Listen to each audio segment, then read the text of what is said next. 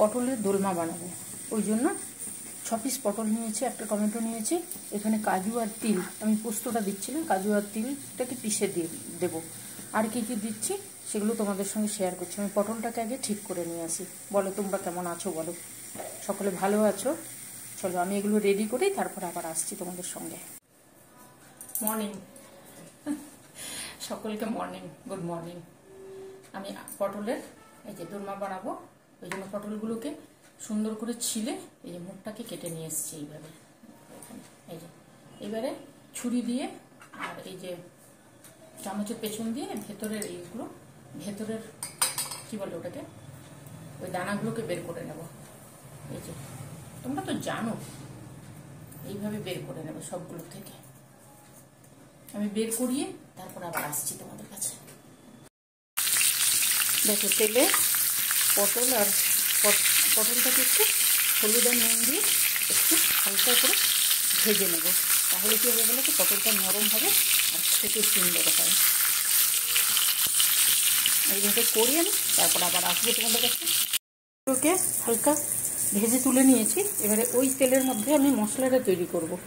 ঠিক আছে, মশলার জন্য এখানে দেখো আলু, পেঁয়াজ, কাঁচা লঙ্কা, কাজু, কিশমিশ আর পটলের দানা এই আছে, এগুলো দিয়ে দেবো সমস্ত কিছু।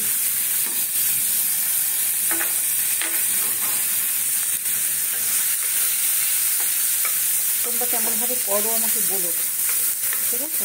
আমি তো এইভাবে করি।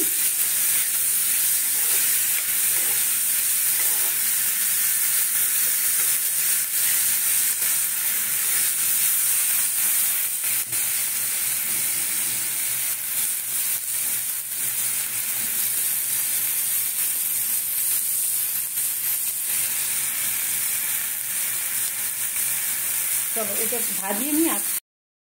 দেখো এটা হয়ে এসেছে। এইবারে আমি অল্প একটু বেসন দেব।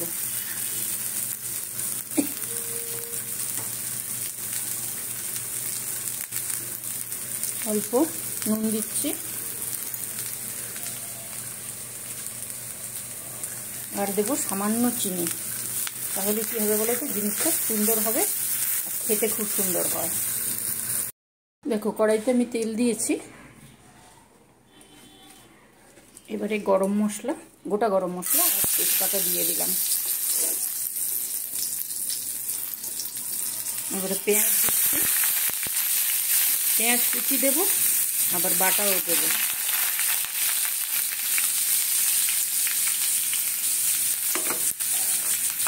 এবারে দিচ্ছি টমেটো। টমেটো তোমরা পেস্ট করে দিতে পারো, কিন্তু আমি পেস্ট করবো না, আমি গোটা দেবো, গোটা মানে কেটে দেবো।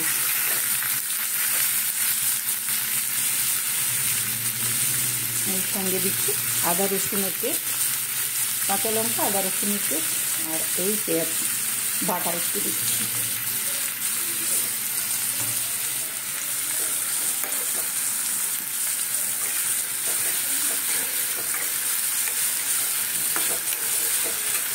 এর সঙ্গে একটু নুন দেবো। পটলে নুন দিয়েছি, এখানে দেখে দিতে হবে, না হলে বেশি হয়ে যাবে।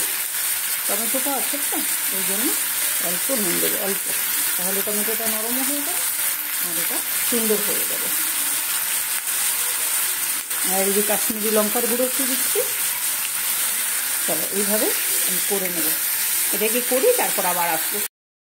এইবারে মশলাটার মাধ্যমে হলুদ দিচ্ছি। হলুদ সামান্য লাগবে হলুদ। মশলাটা আমার হয়ে এসেছে। লঙ্কা দিলে গিয়ে ঝামেলা, সরি।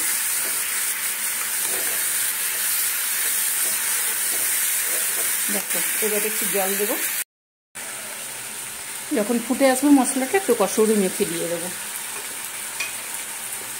আর দিচ্ছি কি বলতো, আর গোলমরিচের গুঁড়ো, সামান্য গোলমরিচের গুঁড়ো।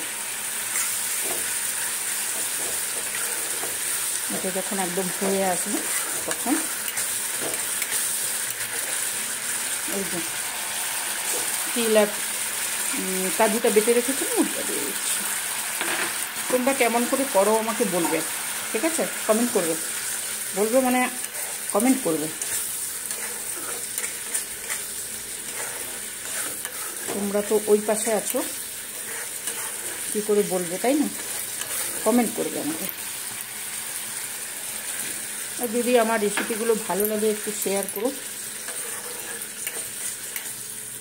এইভাবে ঝোলটা ফুটতে থাকবে, আর একটু জল দেবে, ঝোলটা হালকা চিমে দিয়ে দেবো, ফুটতে থাকবে। আমি ওখানে পুরগুলো ভর্তি করব। এই যে দেখো, ওই আলুটাকে সেদ্ধ করে রেখেছিলাম আর ওই মশলাগুলো করে নিয়ে এসেছি, সব কিছু দেওয়া আছে। এইভাবে আমি হাত দিয়ে করি, কারণ আমার হাত দিয়ে সুবিধে পাই না।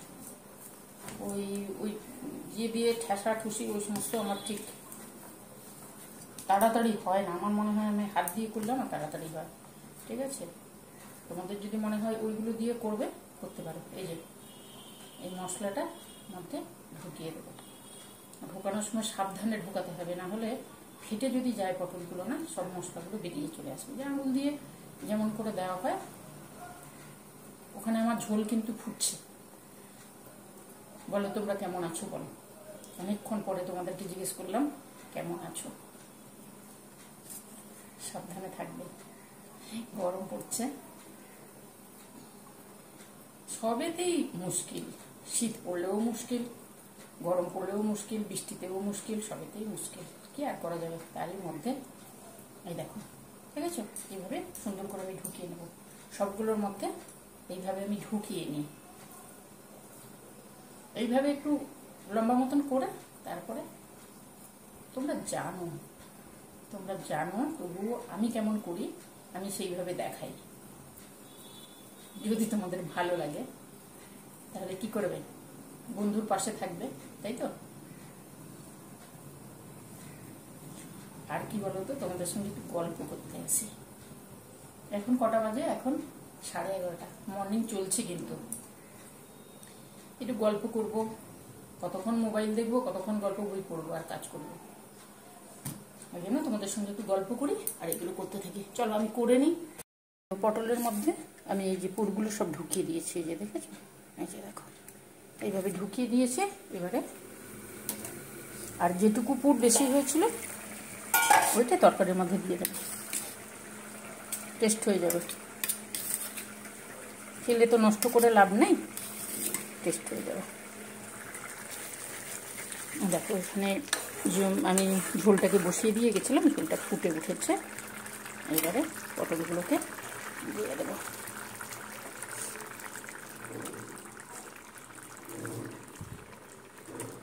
তোমাদের যদি ভালো লাগে তাহলে কিন্তু তোমরা করতে পারো।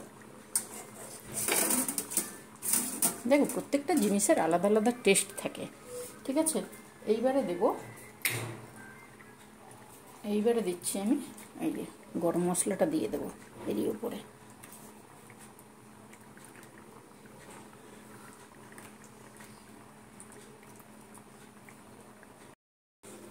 দেখো 10-15 মিনিট হয়ে গেছে, ঠিক আছে? ঝোলটা সুন্দর ফুটে গেছে, পটলগুলোও সুন্দর সেদ্ধ হয়ে গেছে। যেহেতু ভাজা ছিল, সুন্দর সেদ্ধ হয়ে গেছে। এইবারে উপর থেকে দেব ঘি।